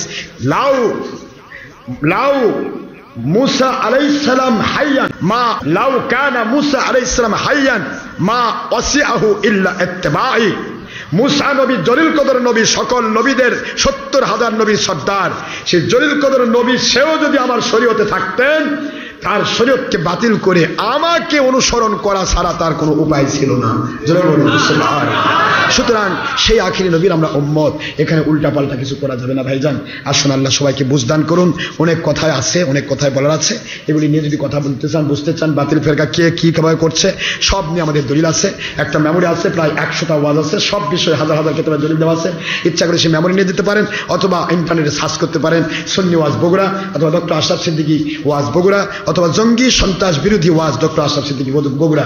এই 3টি চ্যানেল আমার, এই চ্যানেলে সার্চ করুন, ইনশাআল্লাহ আল্লাহ পাকের দয়ায় আপনি ছবি ভিডিও হারাম মুক্তভাবে আপনারা আমার ওয়াজগুলি পেয়ে যাবেন, সব পাবেন। একদিনে সব কথা বলা সম্ভব নয়, প্রশ্ন অনেক দিয়েছেন, এগুলো উত্তর যদি সম্ভব হয় আমাদের পরে শেষ করা হবে। এখন আপনাদের খেদমতে আরজ করছি, আমি যে কথা বলতে এসেছিলাম তা বলাই হলো না। সেটা হলো, আমরা এখানে যে আমলগুলি করি, এই আমলগুলি নিয়ে কখনোই তুচ্ছ তাচ্ছিল্য করবেন না। কারণ আমরা আমল আকীদা যেটা করি, কুল হাতু বুরহানাকুম ইন কুনতুম সাদিকিন, সূরা বাকারা 111 নম্বর সূরাতুল নম্বরের 64 নম্বর আয়াতের ভিত্তি দিয়ে আমরা দলিলের ভিত্তিতে কথা বলি, আমল করি। সবাই আলহামদুলিল্লাহ। আমরা এমন কোনো আমল করি না, এমন কোনো আকায়েদ পোষণ করি না যে আমল আকীদায় দলিল নেই। কারণ আল্লাহ বলেছেন তোমরা দলিল পেশ করো যদি সত্যবাদী হও। সুতরাং দলিল কোরআন সুন্নাহ ইজমা কিয়াসের দলিল ছাড়া ইসলামের শরীয়তের কিছুই মানা যাবে না। মহান আল্লাহ আমাদের সবাইকে দলিল ভিত্তিক আল্লাহর সন্তুষ্টির পথে কবুল করুন, বাতিল তৌফিকে ছেড়ে দিয়ে হক মত পথের উপর ওঠার তৌফিক দান করুন। সবাই আমিন।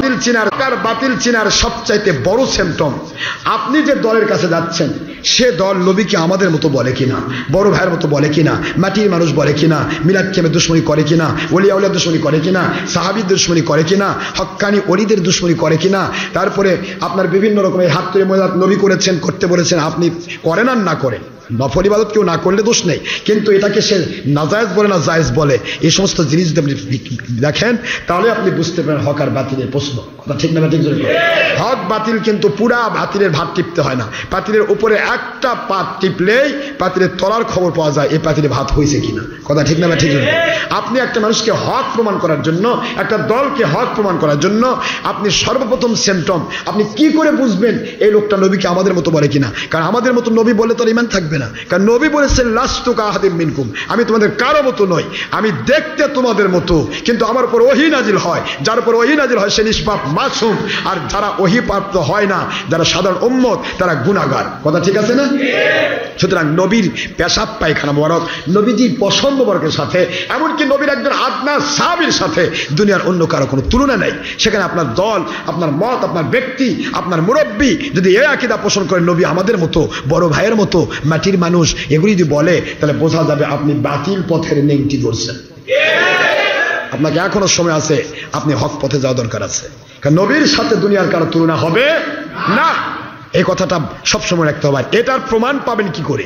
একটা মানুষ ওয়াজ না করা পর্যন্ত তো আপনি বুঝবেন না এ লোকটা কি, কিন্তু তার সিম্পটম সে মিলাদ আর কিয়ামের দুশ্মনী করে কিনা। কিয়ামের পক্ষে যদি থাকে তাহলে বুঝবেন তার আকীদা নবী নূর নবী, তার আকীদা নবী আমাদের মতো নয়, বড় ভাইয়ের মতো নয়। Muhammad is the best of all creation from foundation to day of judgement. দুনিয়ার শুরু থেকে শেষ পর্যন্ত সকল সৃষ্টির শ্রেষ্ঠ হচ্ছেন আমার আখিরি নবী। যারা বলুন সুবহানাল্লাহ। মুহাম্মদ সাল্লাল্লাহু আলাইহি ওয়াসাল্লাম কারো মতো নয়, তারপর তার আকীদার সব পেয়ে যাবেন। আর যদি আপনার মিলাদ কিয়ামের দুশ্মনী থাকে আপনার পীরের মধ্যে, আপনার মুরব্বীর মধ্যে, আপনার দলের মধ্যে, তাহলে বুঝবেন আপনার মুরব্বী, আপনার পীর, আপনার দল, সে যে কেউ হোক, তার আকীদা নবী আমাদের মতো, বড় ভাইয়ের মতো, মাটির মানুষ, মিলাদ চলবে না, কিয়াম চলবে না, এটা চলবে না, শবে-বরাত নাই, হাততুল মোনাজাত নাই, ওলির কাছে যাওয়া শিরক, এটা করা শিরক। যেই ওলিরা কলেমা নিয়ে এসে হিন্দুদেরকে কলেমা পড়ে মুসলমান বানালো, এই জন্য আমরা আজকে মুফতি, মুহাদ্দিস, মুফাসসির, আন্তর্জাতিক খ্যাতিসম্পন্ন বক্তা ও তারপরে ইমাম হতে পেরেছি। ওলি আউলিয়াদের কলেমা পড়ে হিন্দুদেরকে কলেমা পড়ে মুসলমান না বানাতো, আজকে আমরা সবাই হিন্দুর বেটা হিন্দু ছিলাম।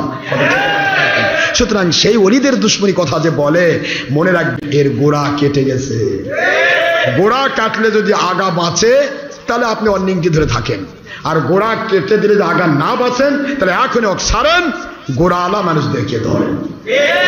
আতিউল্লাহ ওয়া আতিউর রাসূল ওয়া উলিল আমরি মিনকুম। আল্লাহকে মানার জন্য নবীকে মানো, নবীকে মানার জন্য হক্কানি ওলিদেরকে মানো। যারা বলুন সুবহানাল্লাহ। এই তিনটি কন্ডিশনের ভিতরে কোরআনের বাণী সূরাতুন নিসা 60 নম্বর আয়াত, ওলি আউলিয়াকে, নবীজিকে এবং আল্লাহকে মানতে হবে। এই মানার দায়িত্বটা আল্লাহ অর্ডার করে দিয়েছেন। যারা বলুন সুবহানাল্লাহ। মহান আল্লাহ সবাইকে সত্য ইসলাম বোঝার তৌফিক দান করুন। সবাই আমিন। ওয়া মা আলাইনা ইল্লাল বালাগুল মুবিন। হাদা মা ইনদি মা ইনফাদ ওয়া মা ইনদাল্লাহি রাসূলিহি সাল্লাল্লাহু আলাইহি ওয়াসাল্লাম। সুবহানাকাল্লাহু সুবহানাকাল্লাহুম্মা বিহামদিকা আশহাদু আল্লা ইলাহা ইল্লা আনতা আস্তাগফিরুকা ওয়া আতুবু ইলাইকা। যারা সুন্নাত নামাজ আদায় করেন নাই অনুগ্রহপূর্বক ক্বাবলাল জামাত সুন্নাত নামাজ 4 রাকাত আদায় করুন, সময় 5 মিনিট।